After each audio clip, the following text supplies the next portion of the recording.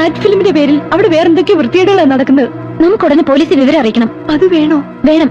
നിന്നെ പോലെ ഒന്നും അറിയാത്ത പാവം പെൺകുട്ടികൾ ഇനി അവരുടെ വലയിൽ ചെന്ന് വീഴുന്നതിന് മുമ്പേ പോലീസ് വിവരം അറിയിച്ചേ പറ്റൂ. ഇത്രയൊക്കെ ആളുകൾ ഉണ്ടായിട്ട് എന്ത് പ്രയോജനം?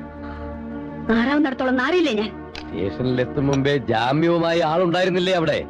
കേസ് പോലും ചാർജ് ചെയ്യാതെ പുഷ്പം പോലെ ഇറങ്ങി പോന്നില്ലേ ദേവയാനി? ആ സിന്ധു എന്ന പെൺകുട്ടി നേരിട്ട് വന്ന് റിട്ടേൺ കംപ്ലൈന്റ് കൊടുത്ത സ്ഥിതിക്ക് SIക്ക് നടപടി എടുക്കാതിരിക്കാൻ പറ്റുമോ? അതും പുതുതായി ചാർജ് എടുത്ത ഒരാൾക്ക്. എന്നെ അപമാനിച്ചവളെ ഞാൻ വെറുതെ വിടില്ല. ഈ വരുന്ന 27-ാം തീയതി അവളുടെ വിവാഹമാണ്.